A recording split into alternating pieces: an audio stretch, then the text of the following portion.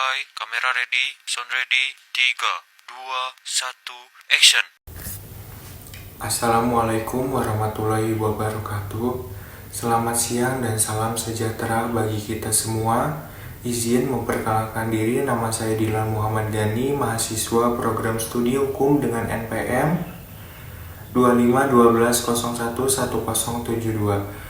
Pada kesempatan video kali ini saya akan menyampaikan sebuah topik yang menjadi fondasi utama dalam sistem kenegaraan kita, yaitu sumber-sumber hukum tata negara Indonesia.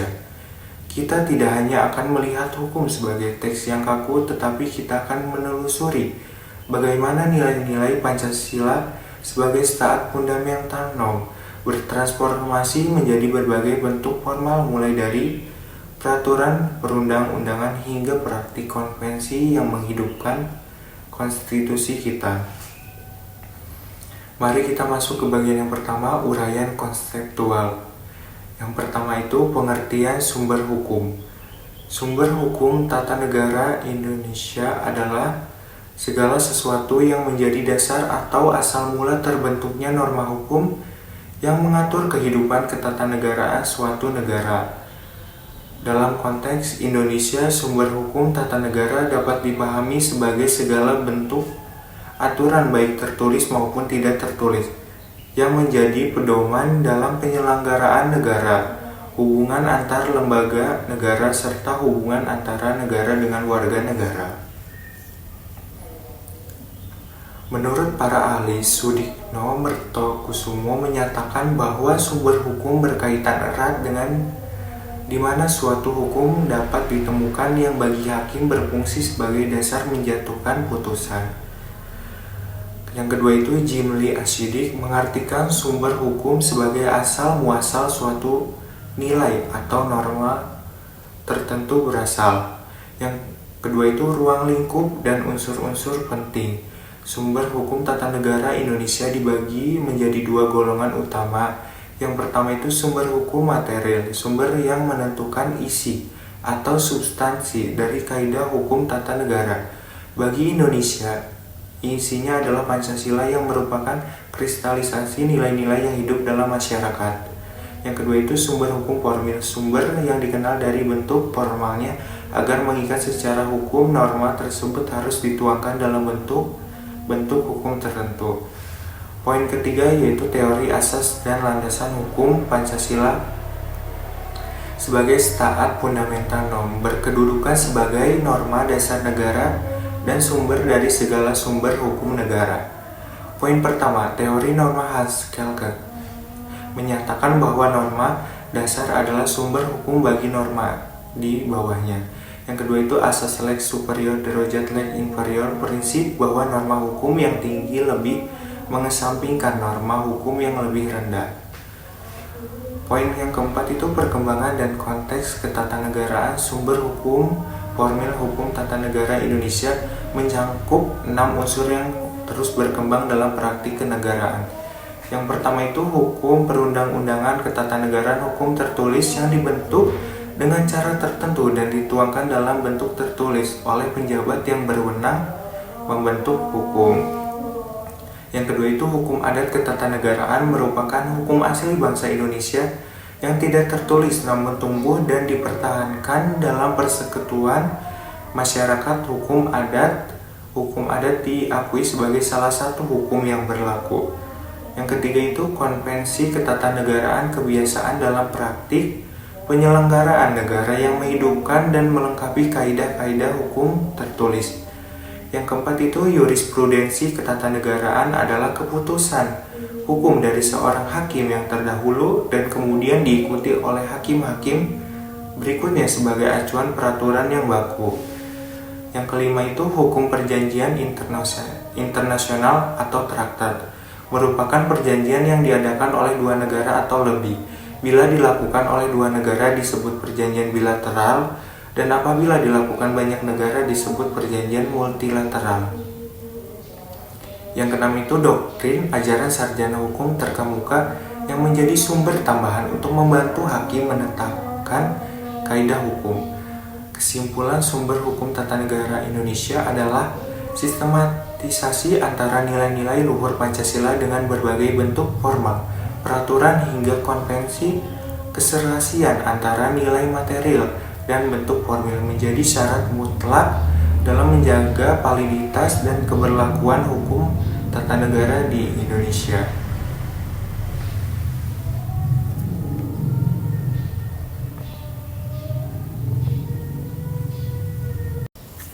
Bagian B. Analisis kritis dan relevansi. 1. Hubungan sumber hukum tata negara dengan kondisi saat ini.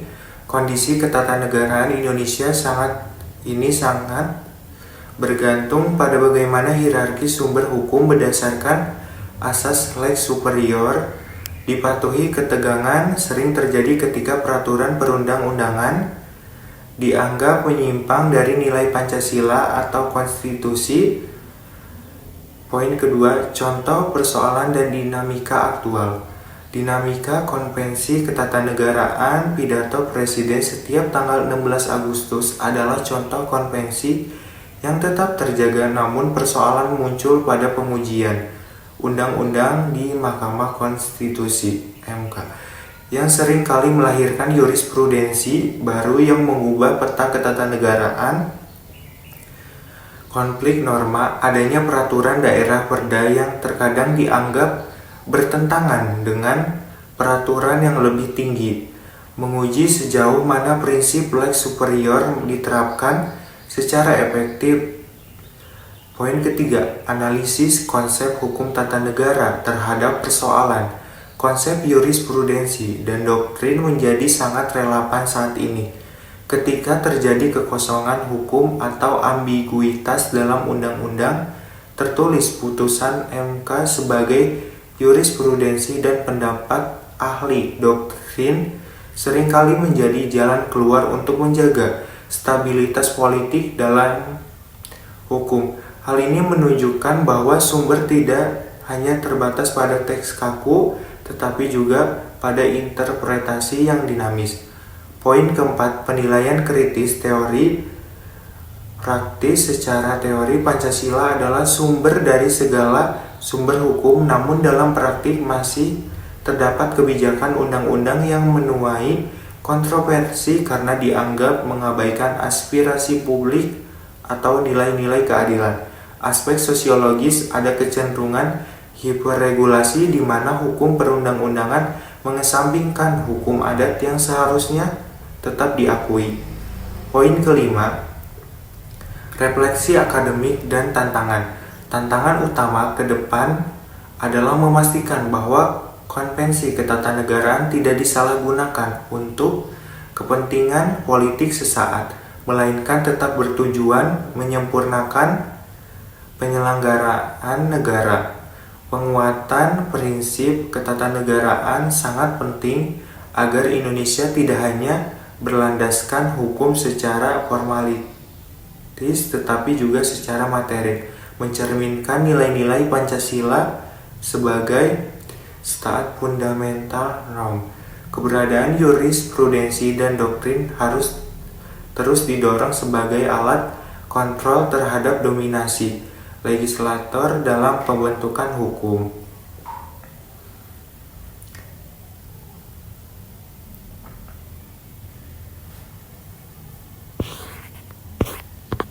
Sebagai penutup, penting bagi kita menyadari bahwa sumber hukum tata negara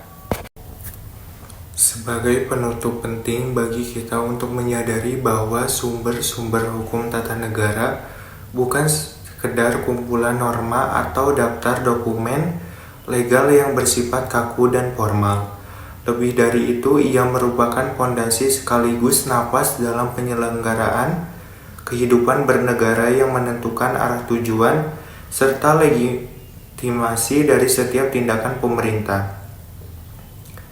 Sumber-sumber hukum tersebut mencerminkan nilai-nilai dasar yang hidup dalam masyarakat, terutama nilai-nilai luhur yang terkandung dalam Pancasila sebagai dasar negara.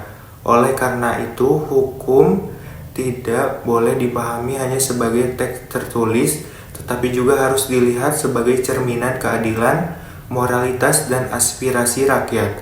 yang terus berkembang seiring waktu. Kedepan, tantangan yang kita hadapi khususnya bagi para praktisi dan akademisi hukum adalah bagaimana menjaga hukum tetap relevan, adaptif dan responsif terhadap dinamika sosial tanpa kehilangan jati dirinya dalam hal ini. Peran jurisprudensi dan doktrin hukum menjadi sangat penting sebagai sarana untuk mengisi kekosongan hukum dan menafsirkan aturan agar tetap sesuai dengan kebutuhan zaman. Namun demikian, dalam proses perkembangan tersebut, kita tetap harus berpegang teguh pada prinsip lex superior derajat legi inferior, yaitu bahwa hukum yang lebih tinggi harus menjadi acuan utama. Prinsip ini penting untuk menjaga konsistensi, kepastian hukum dan keadilan, sehingga terjadi penyimpangan dalam praktik ketatanegaraan. Dengan demikian dapat disimpulkan bahwa keberadaan sumber hukum tata negara Indonesia tidak hanya berfungsi sebagai pedoman normatif tetapi juga sebagai alat untuk mewujudkan keadilan, ketertiban, dan kesejahteraan masyarakat. Oleh karena itu, pemahaman yang mendalam dan kritis terhadap sumber-sumber hukum ini menjadi sangat penting bagi kita semua. Demikian analisis yang saya mengenai sumber hukum tata negara Indonesia. Semoga paparan ini tidak hanya menambah wawasan, tapi juga mampu memberikan sudut pandang baru dalam memahami peran hukum dalam kehidupan bernegara. Saya Dilan Muhammad Gani pamit undur diri. Terima kasih atas perhatiannya Anda dan sampai jumpa. Wassalamualaikum warahmatullahi wabarakatuh.